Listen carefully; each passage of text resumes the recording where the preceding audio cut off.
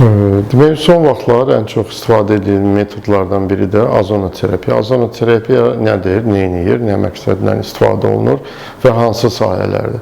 Məsələn, artrozların müalicəsində burada nə kimi effekt verir? Qan dövranını yaxşılaşdırır, iltihabı götürür. Yəni, burada ağrının yaranma səbəbi əsas o mübadilə pozuntuları zamanı yaranan süd turşusu məhsuludur. Demək, oksigen çaşmazlığı nəticəsində yaranır. Burada azon terapiyası nə edir? Azonu vuran zaman orada həmin qan dövranını düzəlməklə oksigen tələbatı təmin olunur və həm iltihabı götürür, həm degenerativ dəyişikliklər götürür, həm qığırdağın bərpa olunmasında, oynaqlarda effekt yaradır. Əzələ faktoru varsa, məsələn, əzələ faktorunun qidalanmasını yaxşılaşdırır, qan dövranını yaxşılaşdırır, elastikliyini təmin edir. Çox hallarda biz, məsələn, fəqərə boyu olan protruziyalar, yırtıqlarda da azon terapiyasından istifadə olunur. Düzdür, öncə qabaq invaziv olaraq biz intradiskal girirdik. İndi daha çox onu paravertebral eləyirik. Çünki həm riski azaldırıq, infeksiya olma riskini, həm də daha güvənli olur və paravertebral necə təsir eləyir? Yenə eyni qayda ilə həmin nahiyələrə iynə ilə yeridirik.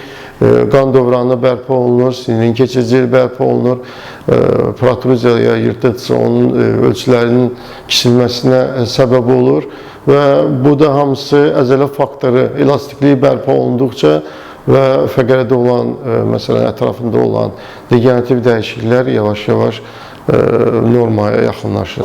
Bu metod çoxdan var. Düzdür, qabaq ən çox insanların tanıdığı vena daxili azon yeritmək. Məsələn, bu vena daxili yeritmirik biz. Biz birbaşa əzələ daxili, əzələ üçün, yəni paravertebral olmaqla, toxmaqlara keçməklə perkutan yolla azon həmin nahiyəyə daxil edilir.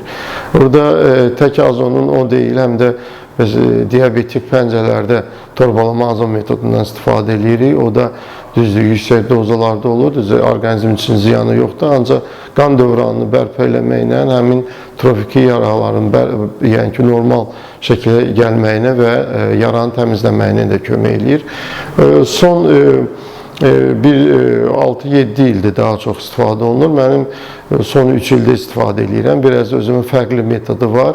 Bu sayədə, məsələn, yırtıqlarda, eləcə də artrozların müalicəsində biraz azonla fərqli yanaşmalar var və tək azon yeritmirəm. Bəzi onlarla bərabər bəzi dərman preparatları istifadə olunur ki, o da həmin, məsələn, plazmadır, otoloji ceyirlərdir. O da nə edir? Azon həmin vasitələrin gücünü 1-ə 3 artırır və bu şəkildə müalicə effektini artırır.